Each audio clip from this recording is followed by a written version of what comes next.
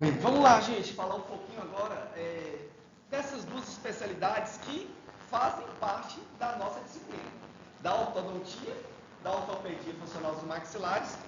E a gente vai ver, a gente vai estar falando um pouquinho também alguns aspectos que inclusive têm a ver com o ensino dessas especialidades aqui na nossa graduação. Então, os objetivos, principalmente dessa aula, são esses, né? A gente vai tentar aqui para vocês passar ou estabelecer essas relações que a ortodontia e a OFM têm, não só entre si, ortodontia e ortopedia funcional dos maxilares, mas também com outras especialidades, né? Aqui na nossa odontologia, assim também com outras profissões. Fora isso, a gente também vai determinar como aconteceu esse desenvolvimento dessas duas especialidades, não só no Brasil, e a gente pode dizer que no mundo, e a influência que teve esse crescimento dessas especialidades aqui para nosso na verdade, país.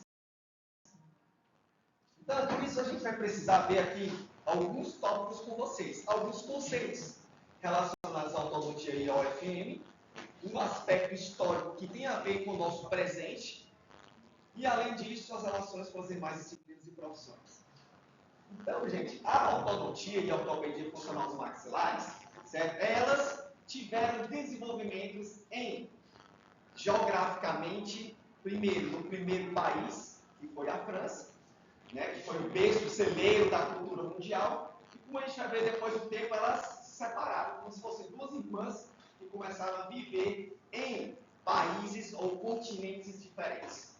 E aí, consequentemente, nós tivemos aí características que foram desenvolvidas para uma de uma forma e para outra de uma outra forma. Por isso, que eu peço até que vocês sempre atentem para que a gente está falando de um contexto do passado, muitas vezes, e um contexto do presente. Mas não necessariamente o que aconteceu no passado ainda acontece hoje no presente. Então, muitas coisas mudaram desde então. Quando a gente vai ver ou avaliar, primeiramente, qual seria a responsabilidade ou o objetivo dessas duas especialidades, elas têm o mesmo objetivo. Ou seja, a gente vai estar tratando a terceira doença que mais acontece na população mundial. Não só aqui no Brasil, mas em todo o mundo, a maloclusão é a doença que mais afeta, ou seja, depois da cárie e da doença periodontal. Então, essas especialidades, elas tentam o quê? Fazer um diagnóstico das más oclusões e depois desse diagnóstico, há que se fazer o quê? O tratamento delas. Então, consequentemente, as duas estão com esse objetivo. No começo, a ortodontia, ela tinha uma visão, principalmente o quê? Ao tratamento das más oclusões no campo dentário. Enquanto que a ortopedia funcional dos maxilares, ela tinha uma visão para o tratamento mais no campo funcional e esquelético. E hoje em dia, como a gente vai ver, os cursos de especialização em ortodontia, eles têm que abordar a ortodontia e a OFM. E o contrário também tem que acontecer. Os cursos de especialização em OFM também têm que abordar a ortodontia. Mas, infelizmente, a gente vai ver que elas foram separadas no decorrer da história do Brasil.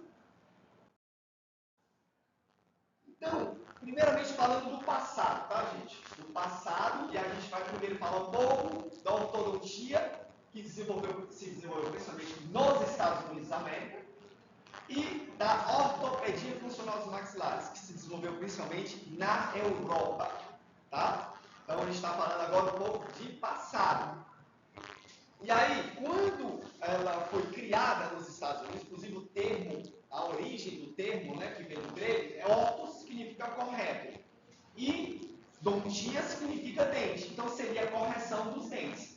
E aí a gente sabe, então, pegando essa terminologia, essa origem aí da palavra, a gente vai ver que os Estados Unidos acabaram, né, principalmente depois de um certo tempo, colocando em prática esse princípio de ser o quê? Alinhar e nivelar dentes tortos. Então, esse foi o princípio que foi adotado, e nós vamos poder ver também que os Estados Unidos da América se aprimoraram em corrigir com aparelhos corretivos fixos. Hoje em dia a gente já tem, hoje em dia eu digo assim, tem mais um holofote em cima dos alinhadores dentais transparentes, né, que todo mundo fala hoje em dia. Mas a missão é a mesma, é corrigir os dentes mal alinhados ou desalinhados e desnivelados. Okay? Já a ortopedia funcional dos maxilares, ela não tinha uma preocupação direta de alinhar e nivelar os dentes. Os profissionais, os professores envolvidos na especialidade, né, principalmente aconteceu isso na Europa, eles estavam preocupados em quê? Em resolver problemas relacionados às funções, ou seja, deglutição alterada, eles chamam de deglutição adaptada, ou uma deglutição atípica, ou problemas de mastigação. Então, ossos que estavam crescendo de uma maneira incorreta, que a gente chama de displasia. Então, essas características que estavam muito mais sendo avaliadas e colocadas em estudo, inclusive em tratamento pelos ortopedistas funcionais e maxilares na Europa. Certo? E a gente vai ver, inclusive, que o sistema econômico que existia acabou também influenciando. Por quê? Porque na Europa, naquela época passada, a maioria dos países eram países socialistas. E o governo ele tinha a missão, né, de oferecer todos os tratamentos à população. E aí, nesse sentido, o que é que acontece? Os tratamentos não poderiam ser muito caros. Então, aí o governo acabava subsidiando o quê? Os tratamentos. Os aparelhos, então, que eram oferecidos eram principalmente o quê? Aparelhos removíveis. Que são aparelhos até hoje considerados aparelhos de baixo custo. Já nos Estados Unidos, que tem, a gente sabe economicamente, desde sua origem, já um sistema econômico mais capitalista, ou capitalista, os aparelhos lá, eles não eram oferecidos para toda a população. E eram oferecidos mais em ambiente privado, não era em ambiente comunitário. O governo não, até hoje ele paga mesmo o tratamento só para aquelas más oclusões muito debilitantes, muito deformantes. Então eram aparelhos, principalmente fixos com brackets, que tinham alto custo. Então dá para perceber que as duas especialidades elas começaram a crescer com missões diferentes em termos do tratamento das más oclusões, certo? Mas, se a gente for avaliar antes disso tudo, antes da gente considerar a ortodontia americana assim, a ortopedia, né, dentro da odontologia, a gente sabe que elas tiveram pelo menos o mesmo pai. Né? Então, esse pai é o chamado o pai da odontologia. O Pierre Fauchon, ele foi, na verdade, o quê? Ele foi um francês, berço da civilização, que a gente pode dizer da humanidade, em todos os aspectos, mas a ele foi atribuída uma primeira obra que foi lançada cientificamente para determinar o tratamento de más oclusões com aparelhos ortodônticos. Logicamente, bem rudimentares, mas mesmo assim, foi um pontapé inicial para mostrar a ortodontia, né, como ela deveria ser praticada por meio da instalação de aparelhos ortodônticos. Então, existe inclusive na internet a possibilidade de vocês adquirirem aí, eu acho até para quem sabe francês, né, um capítulo completo que tem só sobre o tratamento do alinhamento dos dentes. E aí, nesse contexto, depois, um século depois, surgiu um americano que também revolucionou. E olha, que em 1800, na verdade, antes dele falecer, ele lançou uma série de trabalhos. E nesse tempo, a ortodontia não era como ela se transformou. Os aparelhos eram removíveis também. O olhar para o tratamento das más oclusões era bem próximo da ortopedia funcional dos maxilares.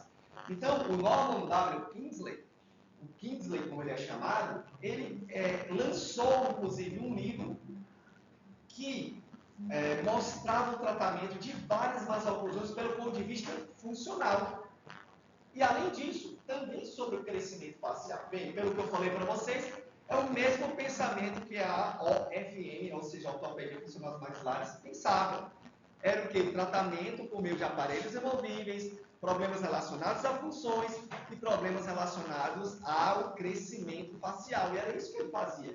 Então, ele tratava, na verdade, pacientes fissurados, pacientes com uma mandíbula pequena, pacientes com uma maxila grande, pacientes respiradores bucais, que tem problema funcional de respiração. Então, tudo isso ele tratou e até tem muitas pessoas que consideram que ele é o chamado pai da ortodontia. Então, vejam, ele lançou o primeiro a recomendar que a etiologia, o diagnóstico, o plano de tratamento deveriam ser fundamentos para a prática, né? Tratou fissurados e ele lançou 2 aparelhos importantíssimos que até hoje a gente usa. Eu sempre considero esses caras visionários, assim, eles se projetaram no tempo. Ele criou um aparelho chamado salto de mordida, que quando a criança estava com a mandíbula muito retruída, uma classe 2, ele colocava a mandíbula para estimular o crescimento mandibular. E também, quando o paciente estava com a maxila muito para frente, ou seja, protraída, ele também criou um aparelho chamado aparelho extrabucal, para conter o crescimento da maxila, certo? Então, esse, inclusive, é um livro, vocês podem até procurar aí o nome dele na internet, e ele fala justamente aqui, respiradores bucais, obstrução de polegar e deformidades, né, no caso aqui, dos maxilares, né, e dentes irregulares. Então, ele foi um ortodontista americano que não estava indo dentro daquele formato depois que a ortodontia se transformou. Ele tratava deformidades esqueléticas, ele via a parte funcional, certo? E, de repente, tudo isso mudou com o advento da ortodontia corretiva fixa. Então, isso aconteceu depois. Mas olha só as ilustrações. Um aparelho com apoio peritoneano aqui, um extrabucal, para quê? Para jogar os dentes para trás, com aquele aparelho estéreo, né? Um aparelho que tem aqui um parafuso de expansão, principalmente colocado em pacientes que tinham hábitos de respirar mais pela boca, ou seja, respiração predominantemente bucal, e esse parafuso ele é ativado contra uma placa para estimular o crescimento transversal. Aqui. Então, a gente pode dizer que desses aparelhos que ele criou, a gente ainda tem pacientes que a gente trata, quer seja para conter o crescimento da maxila com o aparelho extrabucal, quer seja aqueles casos em que o paciente tem uma mandíbula muito retraída, e aí você coloca algum aparelho que vai jogar a mandíbula para frente, vai providenciar esse salto de mordida. Né? Então, esse é o caso de uma paciente que a gente tratou aqui no curso de graduação, de aperfeiçoamento, e depois a gente passou a tratar essa paciente no nosso curso de especialização em ortodontia. E aí, ela usou esse aparelho chamado Turou, é um aparelho conectado com a placa e o extrabucal. Essa paciente foi super colaboradora. Havia necessidade de usar o aparelho só em casa. Então, ela dormia com o aparelho, passava o dia em casa, ou seja, chegando 12 horas por dia. A gente conseguiu sair dessa situação de falta de selamento labial, passivo, que a gente chama, para uma situação de selamento labial sem fazer força. São aparelhos muito, eu vou dizer, eficazes, porque a gente consegue chegar a um resultado desde que o paciente colabore, certo? Então, outros aparelhos foram lançados também pelo Kingsley. Esse aparelho aqui, que vocês vão ver numa rampinha, era um aparelho que o paciente colocava os dentes inferiores nessa região atrás dessa rampa aqui, né? Acredito que naquela época eles usavam muito o vulcanite, que era uma borracha, depois eles substituíram pelo acrílico, mas o paciente ele era estimulado a jogar a mandíbula para frente. Então, se ele estava com uma retrusão mandibular, esse aparelho, que é o chamado aparelho de salto de mordida, acabava estimulando o crescimento mandibular.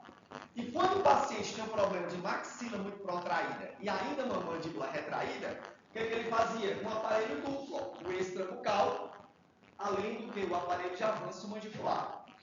Esse mesmo princípio, pessoal, estava sendo usado também pelos ortopedistas europeus.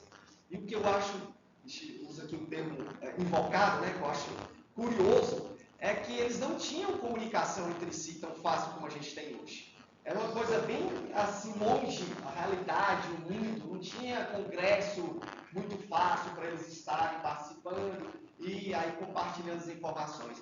mas eles estavam fazendo coisas semelhantes ao que ele estava fazendo coisas semelhantes ao que os europeus estavam fazendo lá nos seus respectivos países. Então, esse aparelho chamado salto de mordida também foi usado por um alemão chamado Ernst. Ele criou esse aparelho, que aí é um aparelho chamado sistema telescópio, que forçava a mandíbula do paciente estar mais lá na frente para estimular o crescimento do côndilo, que se transformava em crescimento da mandíbula. Então perceba, esse paciente que tem uma retrusão bem significativa, depois de um certo tempo, olha como ele ficou depois do tratamento ortopédico que ele fez. Então, o mesmo princípio que o Kingsley implantou lá nos Estados Unidos, estava sendo utilizado, mas com outros aparelhos, por vários profissionais da Europa. Bem, mas a realidade da ortodontia americana mudou totalmente. Mudou a ponto deles focarem estritamente nos aparelhos ortodônticos corretivos.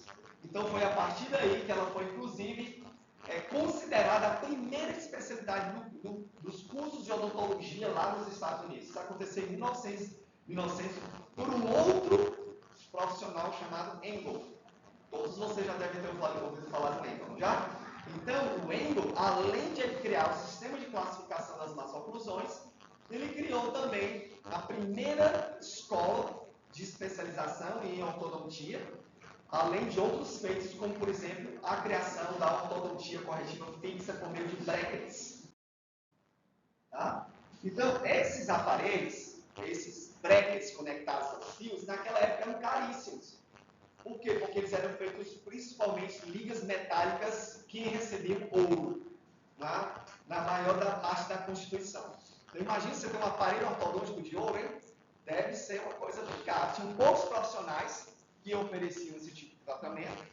Ele criou essa escola, mas imagina um número pequeno de profissionais para uma demanda enorme no país que são os Estados Unidos. Né? Então, esses aparelhos eram feitos, inclusive, naquela época, de bandas que rodeavam os dentes. Você tinha uma colagem do bracket diretamente nos dentes. Então, com certeza, isso acabava aumentando e muito, né, a necessidade de você elevar os preços e, lógico, isso era oferecido a uma pequena parte só da população que podia pagar por esse tratamento ortodôntico. Tá? Então, o número de cursos era muito escasso, de alto preço, e os professores também não eram tantos, e foi crescendo, né, paulatinamente nos Estados Unidos. Então, os aparelhos ortodônticos eram só para a classe mais alta da sociedade, pessoal, aqueles que tinham dinheiro. E até hoje nos Estados Unidos, assim, a gente percebe que os tratamentos ortodônticos, eles são muito procurados, mas são de alto custo. Então, eles têm que fazer lá um empréstimo, um investimento para conseguir pagar, né, o tratamento ortodôntico. E acabou acontecendo o contrário aqui no Brasil, né? Os preços diminuíram porque também o número de cursos foi muito aumentado, sem controle nenhum. Então, a gente percebe que enquanto lá eles têm um lobby controlando muito o número de cursos, de profissionais que oferecem, por isso são considerados os profissionais em nível de odontologias que mais recebem dinheiro. Aqui não. Aqui a especialidade acabou perdendo força em termos econômicos depois de um certo tempo, né? Por conta desse número muito grande. Mas, mesmo assim, a ortodontia, ela cresceu bastante em termos de ortodontia corretiva e às custas também de alguns investimentos de empresas, que acabam influenciando até o consumo desses produtos por parte da população. Eu posso dizer que aqui no Brasil, nós só perdemos os americanos em termos de preocupação com a parte estética. Então, a gente está muito preocupado não só com a estética corporal, né? Não é à toa, a gente tem vários cursos hoje de harmonização orofacial, na verdade, estética dentária relacionada à dentística, e a odontologia entra também nesse rol em relação ao consumo dos tratamentos ortodônticos que são realizados pelos profissionais. Bem, vamos lá. Então, pessoal, a ortodontia mudou o foco. A ortodontia que eu digo americana. Então, com o passar do tempo, e nessa época na década de 20 até os tempos atuais, a ortodontia ela começou a focar muito mais na parte do alinhamento e nivelamento dentário. Naquela época, esse alinhamento e nivelamento era conseguido com o quê? Com aparelhos ortodônticos fixos. Certo? Então, são chamados aparelhos ortodônticos corretivos. A evolução, na verdade, inclusive tecnológica, aconteceu por quê? Porque há sempre a necessidade das empresas estarem ganhando por isso. Então, nesse sentido, eles começaram a pegar a parte relacionada ao crescimento, né, das empresas e colocando esses conhecimentos em prol do desenvolvimento de todas as áreas da odontologia. E a gente pode até citar, por exemplo, a indústria aeroespacial, né, lá americana, ela acabou oferecendo também conhecimentos, como por exemplo, vocês utilizam em algumas especialidades já usaram os fios de Naitai, níquel titânio, já ouviram falar? Vocês já fizeram uma disciplina de endodontia laboratorial, não foi isso? Com certeza lá que os professores já devem ter falado em limas endodônticas feitas desse material, de níquel titânio. Então, a mesma coisa a gente utiliza, né? Esse material, quando a gente quer fazer forças com aparelhos ortodônticos fixos, que são forças leves, controladas e que se dissipam durante muito tempo. Então, esse recurso, esse conhecimento veio também, inclusive, aí, da NASA. E o Engel, pessoal, foi que deu essa virada de chave em relação ao ortodontia americana. Então, quando saiu das mãos do Kingsley e foi para o Engel, ele então mudou o foco, tornando a ortodontia principalmente voltada para o alinhamento e nivelamento dentário. Saiu do aspecto de estimulação de crescimento, saiu dessa parte de desenvolvimento ou estimulação de funções, não tinha mais nada disso. Era o tratamento ortodôntico para alinhar e nivelar os dentes com aparelhos ortodônticos fixos, certo? Então ele criou essa primeira especialização e alguns consideram ele pai da ortodontia moderna, tá? Então tem o pai da ortodontia, que é o Kingsley, e tem o pai da ortodontia moderna, que criou essa técnica chamada Edgewise. Se você for fazer a tradução, é a técnica do arco de campo, que na verdade é um trabalho que o fio faz dentro do canal de encaixe do bracket. Então, como ele criou um bracket com um canal de encaixe retangular, esse canal de encaixe junto com o fio, você consegue ter um controle tridimensional da movimentação dentária. E principalmente aqui faltava na parte de inclinação, que a gente chama de torque do dente. Então, esse trabalho de torque só é possível quando você trabalha com esse sistema de brackets que o Engel criou no começo do século passado. Então, veja que é um cara visionário também, né? Então, ele teve uma visão no sentido de criar esse aparelho, que até hoje a gente usa esse mesmo sistema, apesar de a gente ter tido algumas modificações. Então, uma das modificações foi criada por um outro americano chamado Andrews. Não sei se vocês já tiveram o desenvolvimento da oclusão, com a professora Patrícia, e ela deve ter falado das 6 chaves da oclusão normal. Falou? De Andrews ou não? Ela não falou que vai ter o seminário, né? Ela precisa do seminário para ele já falar. Ah, então não falou na aula. Ah, tá certo. Então, aí o Andrews, ele pegou esse sistema de brackets do Engel, pessoal, e fez uma revolução. Ele colocou um monte de informações embutidas nos brackets, facilitando assim a vida do ortodontista, né? Que não precisa fazer tantas dobras como eram necessárias no tempo do Engel. Então, ele criou também um sistema de classificação, que vocês já devem ter estudado, inclusive na disciplina de oclusão, na verdade. Vocês abordam isso lá ou não? Sim, né?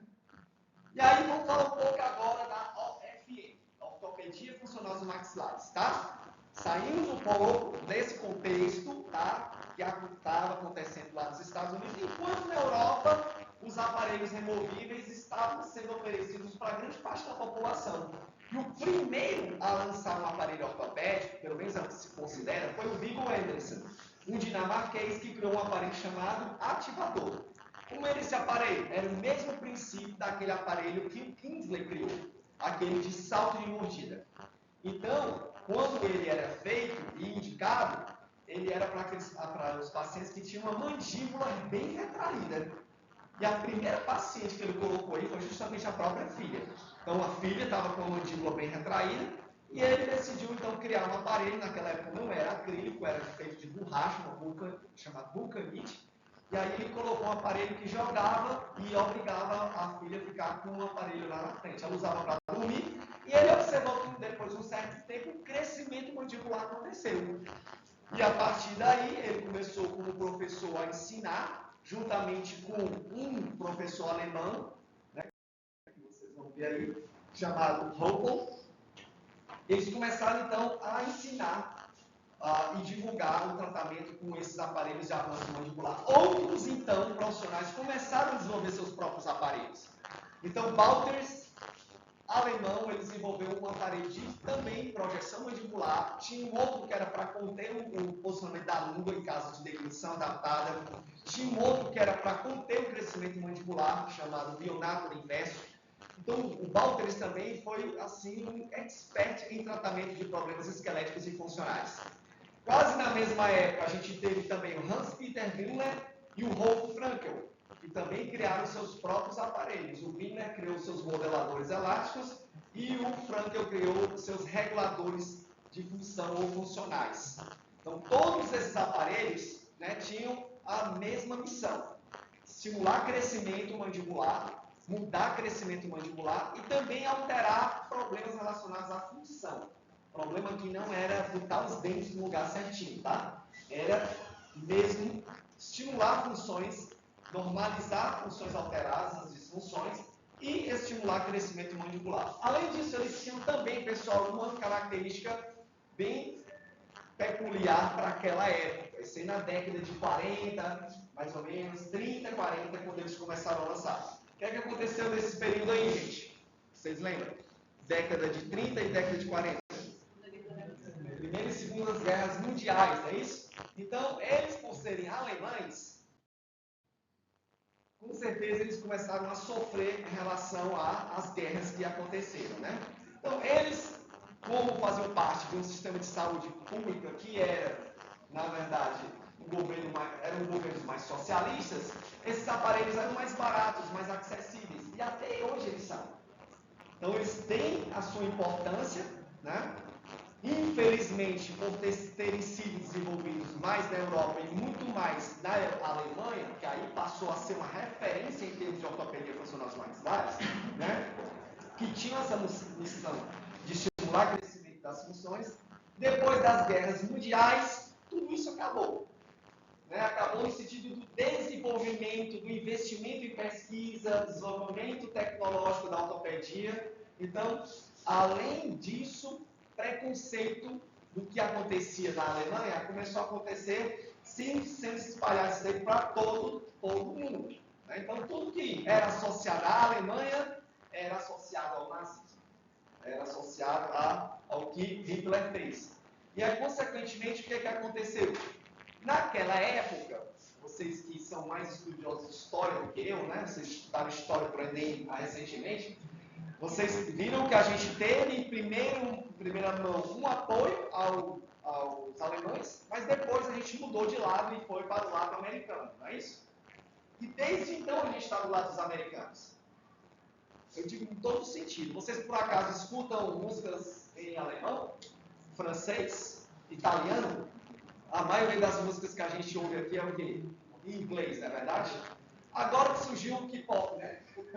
Que também eles cantam a maioria das músicas em inglês. Você sabe, você tem uma apreciação pelo... Não? Forró. Que também tem origem dos Estados Unidos, né? Americano. O forró, né? Então a gente tinha aqui uma base americana, né? Aqui em Fortaleza. Dizem que quando eles organizavam as festinhas, né? E rolava lá uma sanfoninha, era para 12. Então, quando era para 12, era o forró, né? Bem, então, gente, a ortopedia, na verdade, houve uma pequena evolução no seu crescimento por conta disso.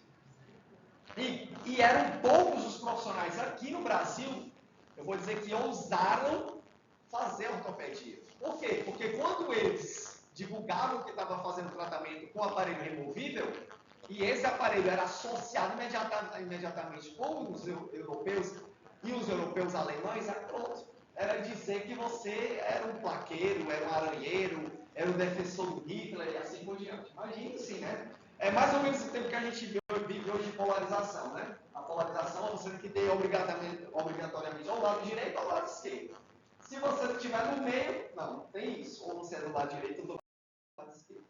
Então, nesse sentido, gente, a gente perdeu um pouco a possibilidade de tratar esses casos, que são tão bem tratados hoje em dia. Então, veja um caso que tem um paciente com um padrão ótimo para estímulo de crescimento mandibular, padrão que a gente chama que é padrão ou caracteriza de bracto facial, ele está dentro do pico máximo de crescimento, que é o período puberal de crescimento, e aí você, ao saber, conhecer que esse aparelho é bom para esses casos, você indica. Então, o resultado vai ser o quê? Sucesso. Né? E os americanos, eles deixaram de fazer, ou aplicar, ou de colocar em prática esse conhecimento. Bem, se os americanos passaram a não querer saber da ortopedia, o que, é que vocês acham que aconteceu aqui com a gente? Mesma coisa, porque a gente só fez um Ctrl+C e Ctrl+V. Tudo que vinha de lá, a gente só fazia copiar, logicamente, com um computador um pouco mais lento, demorava esse princípio que vai acontecer aqui, né? E aí, pessoal, começou uma guerra. Uma guerra entre ortodontistas e ortopedistas. Até o ponto, mais ou menos na década de 80, metade, os próprios americanos decidiram acabar com isso. E aí eles conseguiram, então, colocar um programa da ortopedia dentro da especialidade da ortodontia. Aqui no Brasil foi o contrário. No ano de 2000, houve uma separação. E aí a ortopedia quis se emancipar. Ou seja, nós queremos ser reconhecidos como especialidade única, diferente ou separados da ortodontia. Um tiro no pé que eles deram. Porque, de repente, não houve mais a possibilidade do reconhecimento, pelo menos em termos práticos, da OFM. Ou vocês já viram aí alguém fazer propaganda, curso de especialização em OFM? Vocês já viram isso? Porque tem muitos poucos profissionais. De vez em quando eu vejo uma postagem de algum profissional fazendo propaganda no Instagram, né? Mas não tem assim aquela coisa, tem curso de especialização e eu quero fazer. Então foi uma guerra política que acabou culminando aqui no Brasil na separação dessas duas especialidades. Então, gente, a gente teve aí vários ortodontistas americanos e vários ortopedistas lá na Europa, especificamente na Alemanha. Mas aqui a gente acabou tendo uma virada de chave, principalmente quando o Moyers e o McNamara começaram a falar da possibilidade de estímulo de crescimento mandibular. Então, houve de novo aí uma ligação entre os Estados Unidos e a Europa. E aí, consequentemente, tempos depois, o Brasil também começou a reconhecer os aparelhos removíveis, a possibilidade de estimular crescimento ou mudar, o trabalho que era feito nas funções. Então, os Estados Unidos deram o primeiro passo e depois o Brasil, como estava ali feito rêmora, né? Rêmora nas costas do tubarão, o Brasil foi na mesma mão. Mas isso aconteceu tardiamente. E isso acabou influenciando negativamente o quê? O nosso conhecimento aqui na graduação. Porque os americanos, eles acreditavam que a ortodontia, ela visava somente o tratamento de dentes tortos. E esses dentes tortos eram tratados com o quê? Aparelhos fixos. E os aparelhos fixos só eram ensinados para especialistas. Inclusive, o Engel tinha o pensamento de que a ortodontia deveria ser um curso à parte da odontologia, como se fosse uma graduação em ortodontia, e não uma simples especialização. Então, era uma coisa assim, bem, sabe, fica aí que eu fico aqui, bem separado. Bem, e aí, gente, a gente acabou adotando essa mesma cartilha americana. A ortodontia era ensinada na graduação só, assim, em termos teóricos. A gente não tinha parte prática, a gente não tinha atendimento de pacientes. Era uma coisa assim só para constar como especialidade. Só para dizer, ó, tem isso aí na graduação. Mas se vocês forem conversar com os profissionais das décadas de 50, 60, 70, 80, eu vou até usar dizer até a década de 90, o conhecimento era raso ou inexistente assistente de ortodontia.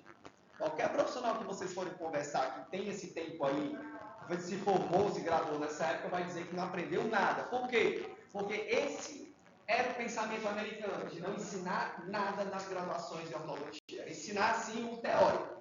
Eu, por exemplo, na minha época, se eu contar o que eu aprendi aqui para vocês vão dizer que eu estou até brincando, eu estou mentindo. A gente montava um typodonte, não era com aparelho fixo, tá? Era só os dentes em oclusão normal, intenção permanente. Depois que a gente montava essa oclusão nesse modelo aí de cera, que na verdade era 1 para 3 alunos em dias diferentes, aí a gente pegava, moldava e depois ia fazer recorte de modelo. Quando a gente via, o semestre tinha acabado. E a gente aprendia praticamente isso. Não aprendia nada de diagnóstico, não aprendia nada de aparelho, não fazia nada. Né? Nosso conhecimento em termos ortodônticos era muito escasso. Mas, justamente por conta dessa herança maldita que nós tivemos, né, por conta de uma diretriz que vinha dos americanos, que ensinavam assim durante as suas graduações lá nas universidades americanas. Né? E aí, a ortodontia corretiva, que inclusive eu via, teoricamente falando, ou seja, nos tópicos teóricos, tratamento ortodôntico corretivo na graduação. Elástico de classe 2, elástico de classe 3, brackets, fios. E o que é que tinha isso a ver com a graduação? Então, eles não sabiam, porque não tiveram nos seus ensinamentos a parte da ortodontia preventiva e interceptora. Certo? Então, a parte que a gente vai aprender aqui com vocês é essa parte. E pasmem vocês, ainda tem cursos de especialização hoje em dia no Brasil que não ensinam ortopedia. Então, são cursos limitados em nível de especialização, porque eles não têm ainda essa abordagem eclética, abrangente, que os americanos adotaram depois de um tempo. Mas foi o que a gente viveu, pessoal, isso aí, esse pensamento em que a ortodontia era só para especialistas na graduação. Certo? Então, felizmente, né, houve, então, a conexão, de novo, das duas especialidades, até aqui no Brasil. Então, a gente deixou esse preconceito de lado e vimos que foram grandes profissionais que contribuíram muito. Então, a gente sabe que as duas tiveram a mesma origem, ou seja, o francês, né? Mas o desenvolvimento foi diferenciado. Uma parte da ortodontia aconteceu lá nos Estados Unidos e a UFM na Europa. O mesmo campo de atuação, que é o sistema estomatognático, tratando a mesma doença que as más oclusões, só que todo profissional que trata de uma forma isolada, só conhece uma especialidade, ele é mais limitado. O profissional que conhece as duas especialidades, ele vai resolver problemas tanto que tem a necessidade da ortopedia, principalmente crianças em crescimento, e vocês vão ver uma parte disso aqui na graduação, e assim obtendo inclusive o nosso sucesso nos nossos tratamentos. Que é o sucesso do tratamento ortodôntico? É a estabilidade. É você fazer o tratamento e perceber que esse tratamento ele ainda está do mesmo jeito quando o aparelho ou o tratamento finalizou. Certo? Esse é o grande sucesso da ortodontia. E isso pode acontecer quando você faz um tratamento já durante esse período de crescimento facial, coisa que deixou de acontecer durante muito tempo, né, da história da ortodontia aqui no Brasil. Então, veja, a ortodontia é uma especialidade bem complexa, muito ampla, e a gente pode dividi-la em ortodontia preventiva e interceptora, ortodontia corretiva e a ortopedia facial. E o que é que a gente está fazendo aqui, então, pessoal? Passando para vocês conhecimentos que vão ser aplicados, inclusive clinicamente falando, que vocês vão estar atendendo pacientes, em ortodontia preventiva e interceptora, uma parte, e um pouco também da ortopedia facial. Então, hoje, tem aplicabilidade. Vocês não vão ficar só na teoria, né? E principalmente coisas que vocês não vão aplicar no dia a dia. Então, a ortodontia preventiva e interceptora, ela vai ser indicada no tratamento de problemas tanto dentários, como também problemas funcionais e também problemas relacionados ao crescimento facial. E então, essa parte, que é uma parte bem abrangente, vai extrair uma parte para vocês aprenderem aqui, que ela tem uma relação direta com a indicação de aparelhos ortodônticos removíveis. Ninguém vai estar fazendo aqui os aparelhos que são fixados, mas esses aparelhos removíveis são ótimos para expandir arcadas contraídas, para manter espaços, recuperar espaços que foram perdidos. Pacientes que têm hábitos bucais como chupar chupeta ou dedo. Então, tudo isso aí a gente pode resolver com esses aparelhos removíveis, né? Então, posso dizer que eu sou um invejoso de vocês. Por quê? Porque se eu pudesse ter tido a graduação que vocês vão ter aqui, eu teria sido talvez um especialista mais rapidamente preparado do que eu tive no meu desenvolvimento, né? Porque eu não tive quase nada. Só para vocês terem ideia, quando eu fui fazer um curso de aperfeiçoamento em 1989, não tinha nenhuma especialização aqui em Fortaleza, eu tive que ir para Natal, morar lá um ano para fazer esse curso, e eu era o único de 10 pessoas que não tinha visto nada de aparelho.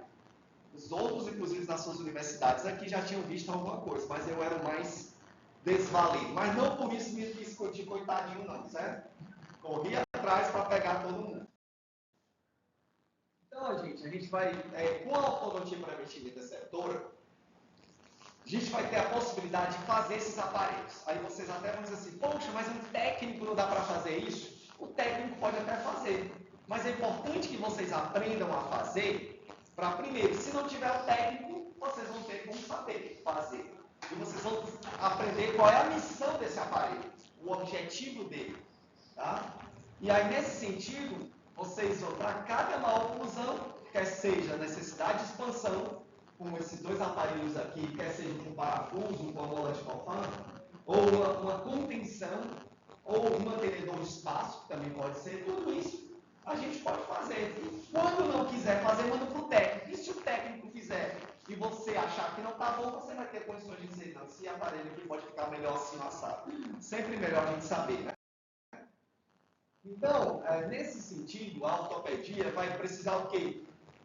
Dentro da ortodontia preventiva interceptora, oferecer conhecimentos para a gente saber diagnosticar, planejar e tratar as oclusões dessas crianças que estão em crescimento. Tá? Então, quando esse aparelho é bem confeccionado, ele é instalado de uma forma correta, o paciente vai colaborar. Colaboração é metade do tratamento, assim, em termos de sucesso, quando a gente usa os aparelhos removíveis. E vejam, né? Quanto tempo os americanos não resistiram à utilização de aparelhos removíveis? Por muito tempo. E hoje em dia, qual aparelho que vocês acham que os americanos mais estão valorizando? São fixos ou removíveis? São removíveis, que são os alinhadores dentais transparentes. A unidade é bem difícil da gente entender assim, né? Porque uma hora está de um jeito, outra está pensando e agindo de outra forma, né? Mas às vezes é só a mudança que eu digo no papel de presente, que muda o pensamento das pessoas. Então, nesse sentido, pessoal, a gente vai precisar conhecer ou ter conhecimento de assuntos que vão embasar o diagnóstico e tratamento. Então, esses assuntos, eles vão vir da onde? Vão ser oriundos do que? A gente vai precisar desses aspectos teóricos, clínicos e laboratoriais. A gente vai precisar trabalhar com disciplinas que são especialidades próximas da ortodontia, além de outros profissionais também. Então, nesse sentido, quando a gente vai estudar os assuntos que vão embasar o diagnóstico da gente precisa conhecer como acontece o crescimento facial normal e diagnosticar o anormal. E saber o que pode ser tratado em termos de anormal. Saber como acontece o desenvolvimento da dentição também de uma forma normal. E quando acontecem alguns problemas, como a perda de um dente precocemente, a gente possa intervir para colocar logo imediatamente um mantenedor de espaço. Para que ele não perder o perímetro da arcada e ter que resolver esse problema de uma forma mais complexa, como, no caso, recuperadores de espaço, certo? Então, essas perdas a gente pode achar que não, mas elas podem acarretar, inclusive, problemas sérios. Então, um simples aparelho removível pode acontecer. Aí está mostrando uma banda alça, que é uma a gente não vai aprender aqui. Você mantendo o espaço, você consegue intervir para impedir o progresso da maloclusão, que já foi instalado, certo? Então a gente precisa saber também os fatores causadores dessas más oclusões. Toda vez que a gente sabe a etiologia, a gente sabe tratar de forma mais assertiva, tá, o problema. Qualquer doença é assim, não é verdade? Então, veja, a gente vai precisar melhorar a nossa comunicação para identificar as más oclusões. E para isso, os sistemas de classificação das más oclusões têm o seu valor no sentido de melhorar, inclusive, o reconhecimento dessas más oclusões. A gente vai ter com a professora Juliana uma aula de exame ortodôntico, para vocês saberem o que vocês precisam identificar em crianças em crescimento, né? Lógico, é quase uma coisa certa que a gente tem crianças em crescimento, né? Mas essas crianças vão apresentar alguns sinais e algumas disfunções, displasias e problemas dentários que vocês precisam reconhecer. E começa pelo exame ortodôntico. Depois a gente vai fazer análise de modelos para verificar o espaço nas arcadas, se é o suficiente. Estudar a cefalometria para a gente saber quais são os problemas dentários e esqueléticos. Para então a gente adotar as nossas medidas preventivas interceptoras, ortodontia preventiva interceptora.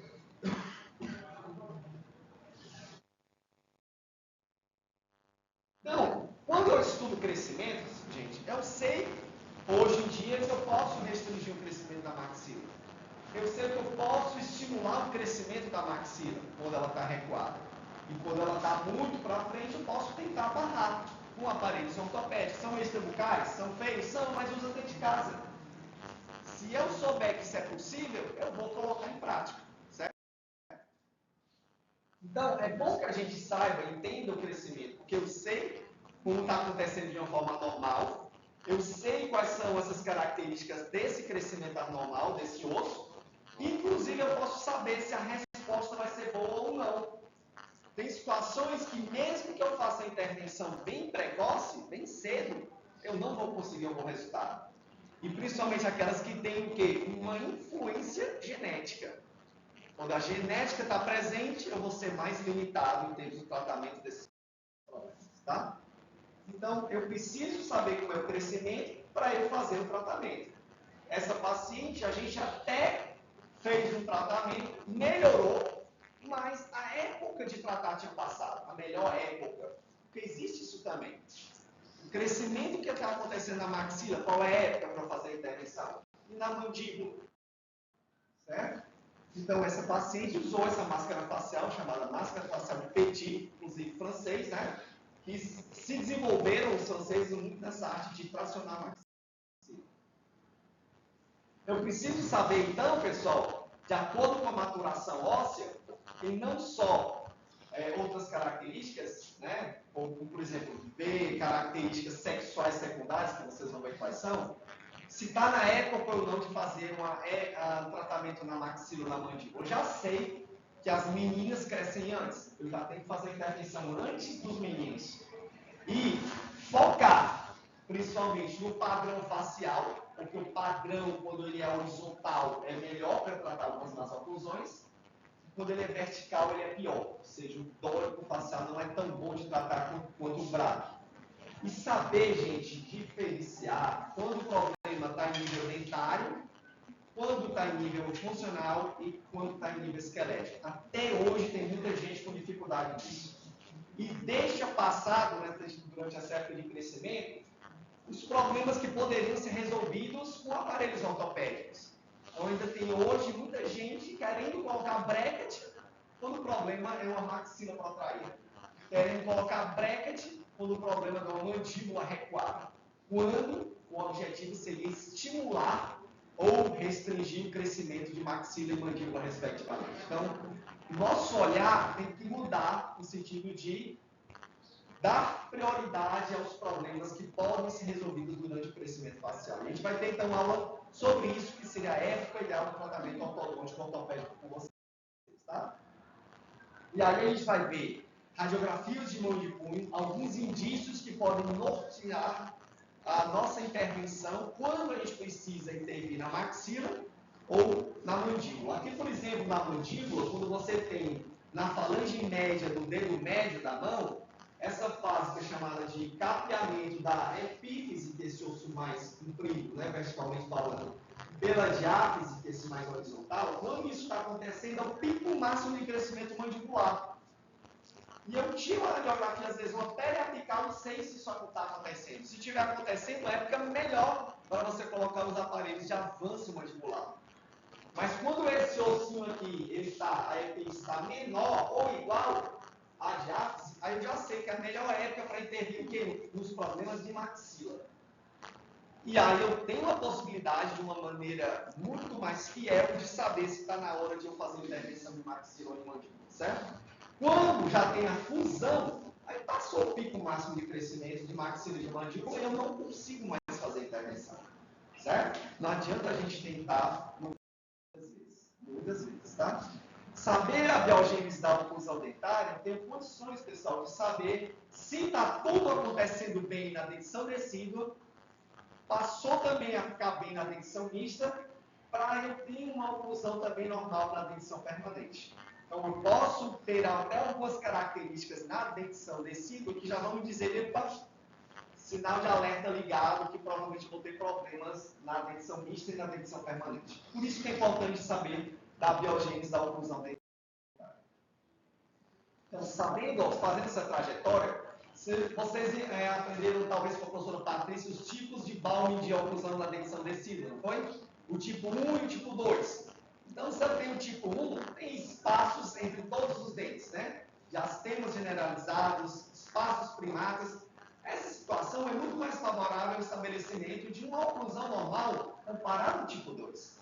Então, se eu sei disso, se eu sei as relações sagitais dentárias, eu já sei também, nos estudos de Baum, se um degrau em topo, ou um degrau mesial, ou um degrau distal vão concorrer, aí no caso, com a classe 1, para a classe 2 ou para a classe 3, respectivamente.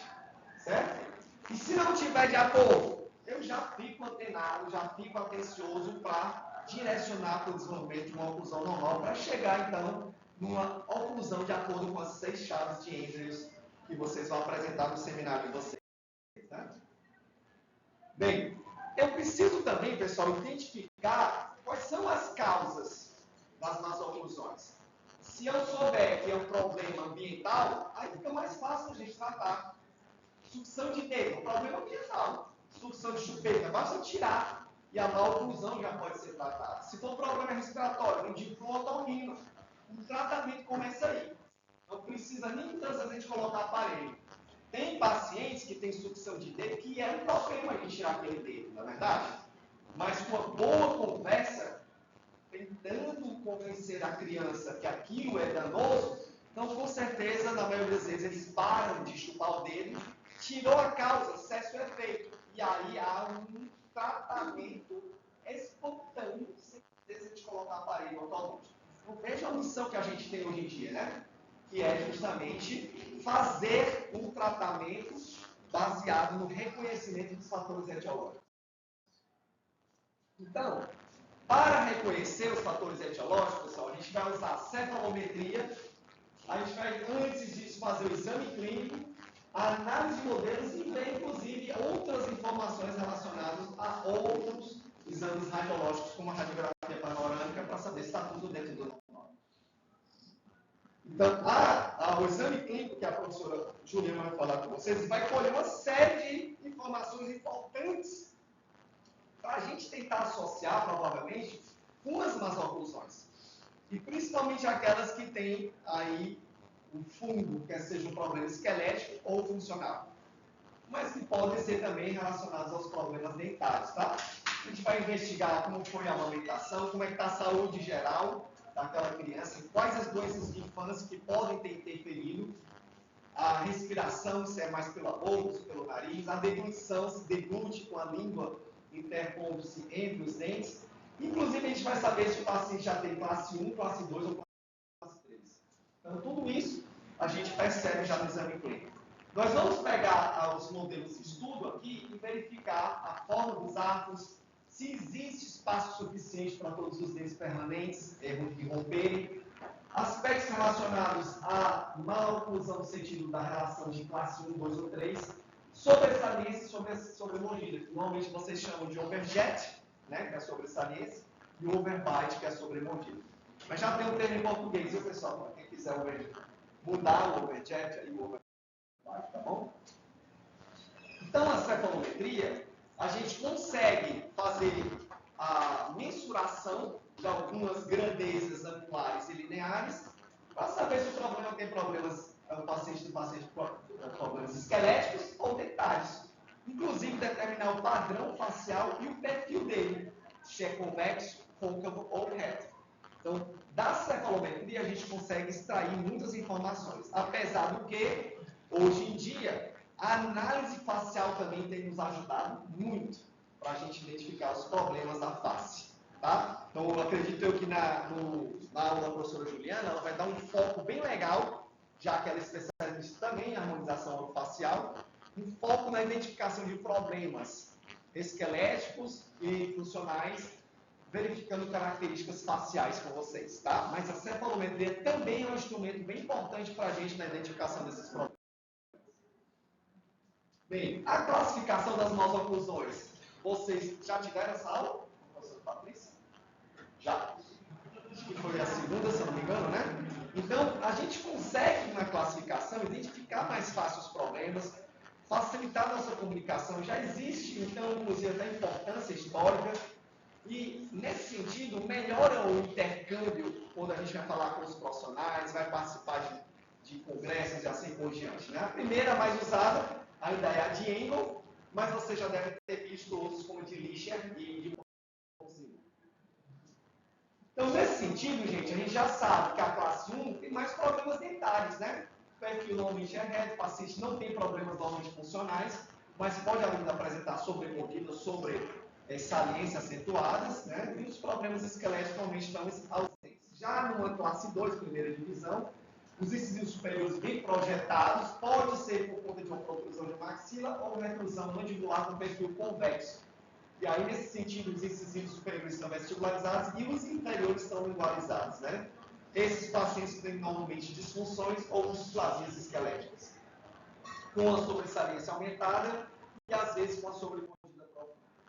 Quando ele é classe 3, a gente percebe já que a mandíbula, os dentes estão deslocados para frente e a maxila está recuada. Normalmente, esses pacientes já têm um perfil côncavo e as relações são as relações de mesa-oclusão. São os piores problemas. Mas o Engel não abordou os problemas verticais. Então, é bom que quando a gente vai fazer o nosso exame, a gente saia descrevendo os problemas, entre eles os verticais, que o paciente pode ter ou mordida aberta anterior ou sobremordida profunda. E, além disso, ele também não reportou os problemas transversais. Que aí o paciente pode ter ou uma mordida cruzada vestibular, que é chamada síndrome de Brody, ou uma mordida cruzada lingual, que essa é a mais frequente associada com os problemas de hábitos bucais perniciosos. E aí a gente chega, depois que a gente tem todos esses conhecimentos, à parte relacionada ao tratamento. Ou seja, as medidas preventivas interceptoras dentro do tratamento com odontologia preventiva interceptora, certo? E aí, nesse sentido, eu posso dizer para vocês que a melhor área da odontologia é essa. Porque você vislumbra, parece que você que está fazendo a coisa, logicamente você está ajudando a coisa a acontecer. Mas eu acho que os acontecimentos melhores, mais maravilhosos, acontecem em crianças. Né? Quer seja uma redução de um diastema, porque esse espaço muitas vezes pode não ser fechado espontaneamente. Freio labial hipertrofiado, por exemplo. Então, depois de removível, vocês vão aprender a fazer esse aparelhinho aí, ó. Para quê? Garantir espaço para a erupção dos incisivos laterais. Então, esse é um aparelhinho, redutor de diastema, o paciente tinha um espaço enorme, não fechado espontaneamente, e os laterais precisavam romper. Então, com um aparelhinho com a mola para fechar esses espaços, a gente consegue perfeitamente aí essa missão. Quando o paciente, por exemplo, tem uma contração dos lábios, vocês vão aprender a fazer esse aparelho aqui, ó. É um aparelho que tem uma bola que ela é aberta para estimular com essas placas aqui, ó, fazer pressão nessa área lingual, palatina, na verdade, para vocês estimularem o crescimento transversal. Então, a gente tem também esses casos aqui, ó, por exemplo, esse, que a gente tratou no nosso curso aqui de aperfeiçoamento. Essa paciente tinha uma certa dificuldade velocidade de erupção dos incisivos laterais e depois da expansão, olha o que aconteceu. A gente conseguiu um espaço suficiente com a expansão de um aparelho desse, com mola de cofenol, para os laterais romperem. Aparelho removível, gente, que vocês vão estar aprendendo a fazer aqui, certo?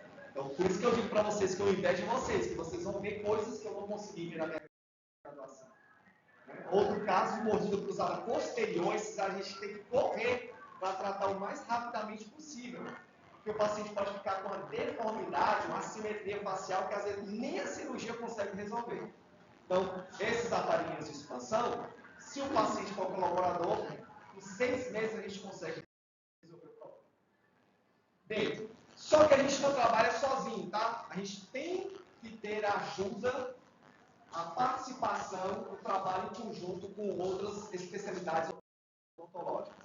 E a odontopediatria é a primeira que eu posso dizer aqui que vai estar, inclusive, trabalhando na graduação, junto com a disciplina de odontopediatria. Hoje é chamada de OP2 e a clínica integrada infantil. Então, nesse sentido, a gente vai estar reconhecendo esses problemas e toda vez que o paciente puder manter o espaço sem colocar o aparelho, é a melhor podontia que a gente pode fazer. Quando isso não acontece, tá? No meio da prevenção, a gente pode fazer uma intervenção com mantenedores de espaço.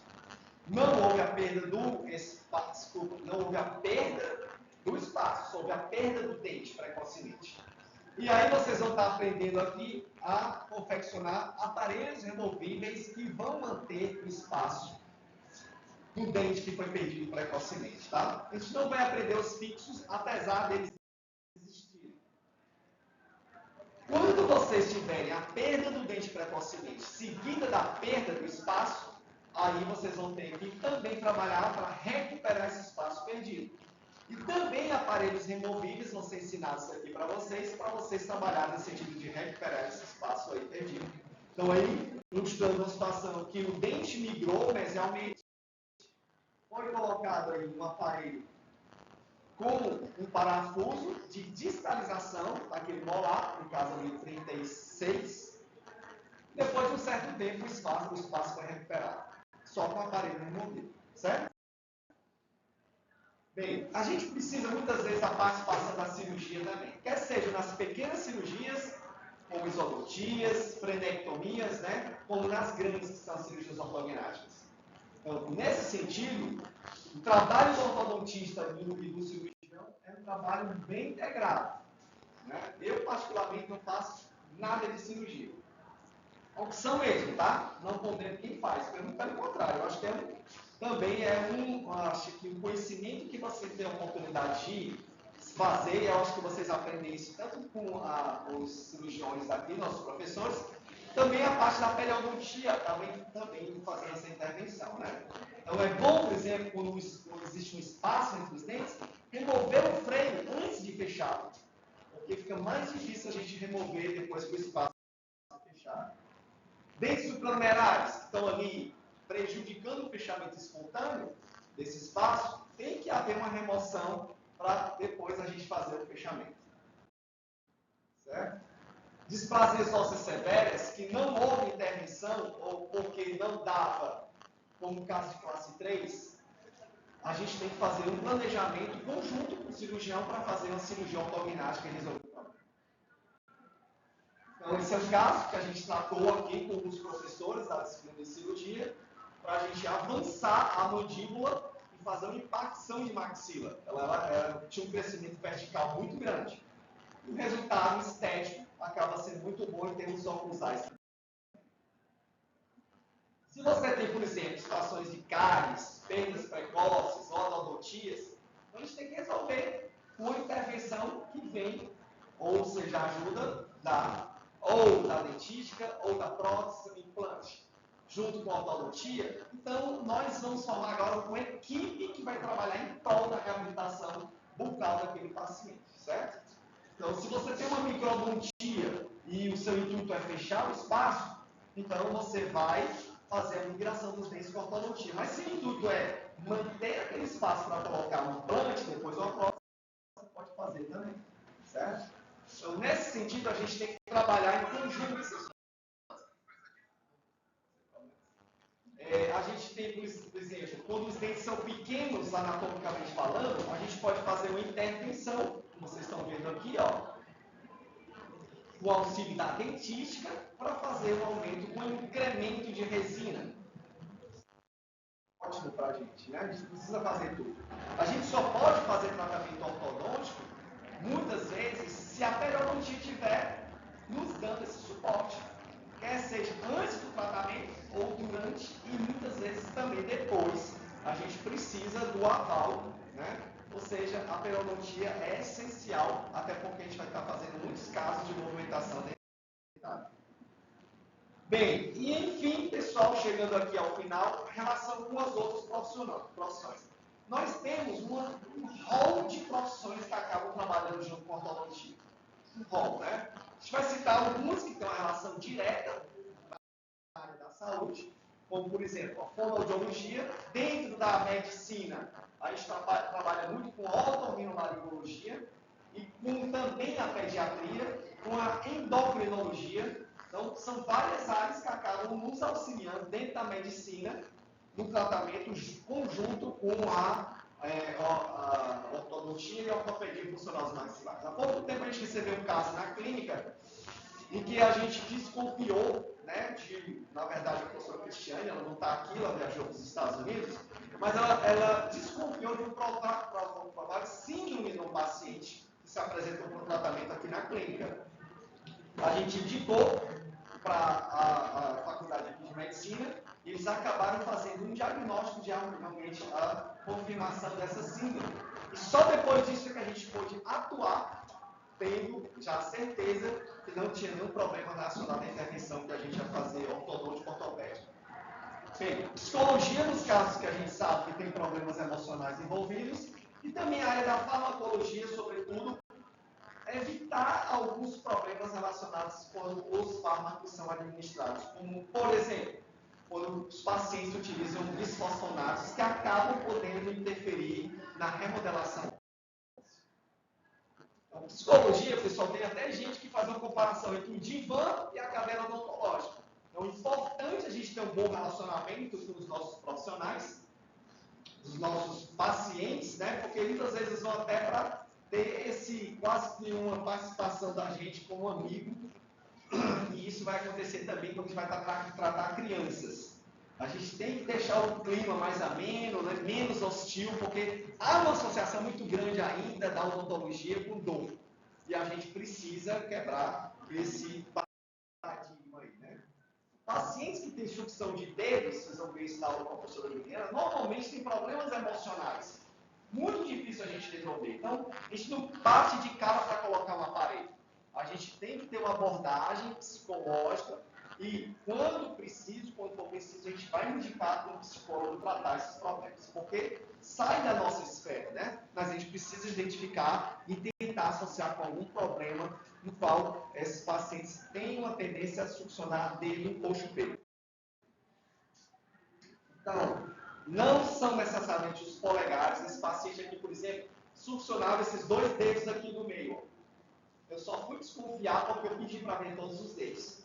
E aí, quando ele apresentou o dedo, ó, deu para ver umas calosidades aqui, ó. Certo? Placas para hábitos são confeccionadas por nós. Mas lembrando, quem faz o tratamento de problema emocional? A gente coloca só depois de uma boa conversa, que a gente vai tentar mostrar ao paciente que esse aparelhinho vai estar lá para ajudar, lembrá-lo que ele não pode mais colocar o dedo na boca, certo? E nossa abordagem tem que ser bem cautelosa, no sentido da gente evitar maiores problemas emocionais que ele já tem. Por quê? Porque ele já vem de perseguição. Normalmente os dentes que são jogados para frente, eles são chamados de coelhos, recebem um monte de denominação, eles chamam de bullying isso, né? Mas um monte de denominação durante essa fase, e a gente vai tentar só resolver o problema morfológico, facilitando a parte funcional, mas os problemas emocionais são os psicólogos, tá? Essa paciente tinha uma deglutição adaptada pela mordida aberta. Depois que ela parou, né, a gente colocou o aparelho. E você pode colocar o aparelho também durante esse hábito, porque ao sentir uma dificuldade de succionar, ela vai parar quase que na mesma hora. Então, mostrando o antes, o durante e o depois, com esse aparelho, que é um aparelho fixo de expansão, não é o que vocês vão fazer aqui, é um aparelho chamado Hirax, esse aqui, que ele faz, na verdade, uma disjunção da maxila. Bem, então, esse aparelhinho, pessoal, vocês vão aprender a fazer uma placa de Hawley, e normalmente a gente coloca uma grade impedidora, que é essa daqui, ó. Então, isso para quê? Para o paciente entender que ele não pode mais colocar nem o dedo e nem a língua entre os dentes. Então, acaba sendo uma placa também reeducadora da posição lingual e uma placa que vai evitar a colocação do dedo na boca. Certo? Então, identificando que o paciente ou tem instrução de chupeta, ou respirador bucal, ou também tem uma deglutição adaptada, são problemas funcionais que a gente trabalha de forma multidisciplinar. Então, além da psicologia, a fonoaudiologia também pode nos socorrer depois que a gente fecha os espaços. Para quê? Para evitar recidivas. Então, a mordida aberta pode voltar. E o que a fonoaudiologia vai fazer? Exercícios para manutenção daquela situação que a gente conseguiu com a fonoaudiologia. Certo? Então, vejam que os pacientes, durante esse período de crescimento, eles têm até vontade de nos ajudar. Por quê? Porque desde a década de 80 até os dias atuais, é um problema bastante presente nas reclamações dos pacientes, que é justamente o quê? A estética dentária. Então, se eles não estão satisfeitos com isso, eles podem nos ajudar na utilização até de aparelhos removíveis.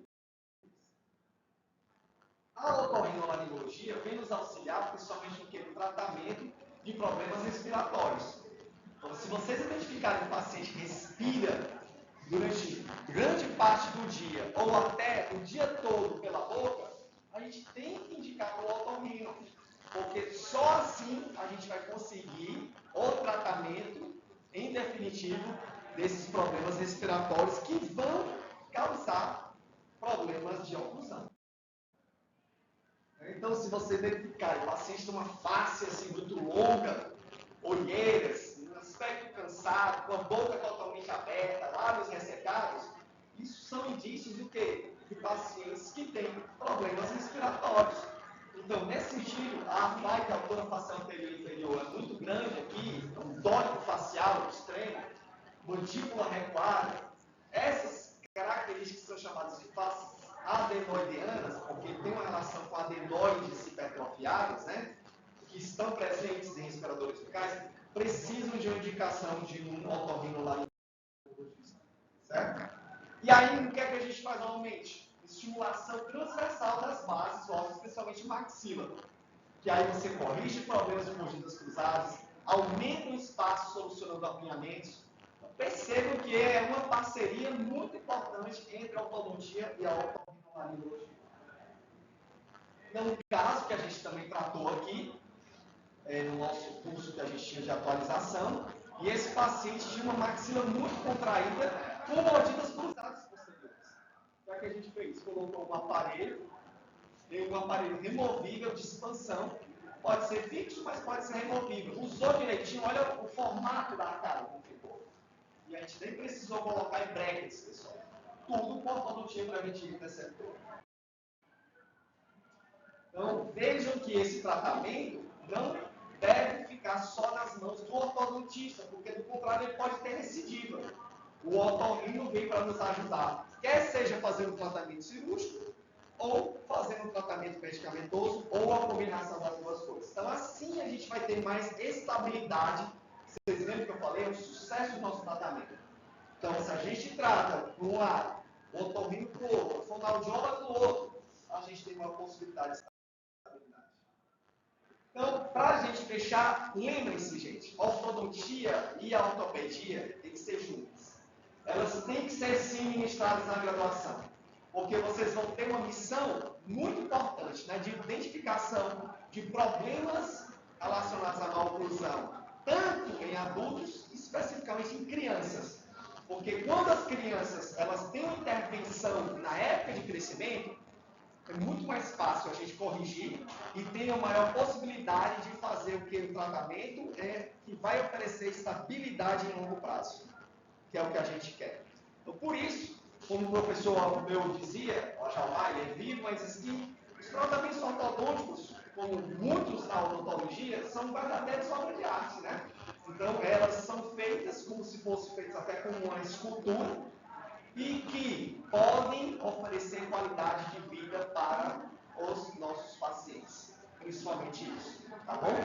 Então, pensem nisso, se envolvam, estudem, porque eu tenho certeza que o que vocês vão aprender aqui vai servir não só para quem vai fazer especialidade, mas para quem vai trabalhar conjuntamente com outras especialidades. A gente não pode trabalhar de uma forma que a odontologia, infelizmente, trabalhou durante muito tempo, de uma forma isolada, querendo fazer tudo. E não é assim que as coisas devem acontecer. A gente tem que trabalhar em conjunto. Ok? Bem, a gente vai disponibilizar também essa aula gravada, a aula em PDF e alguns livros para vocês lerem artigos também. Ok, gente? Vocês têm alguma dúvida? Se vocês tiverem, por favor, não fiquem envergonhados. Tem que perguntar.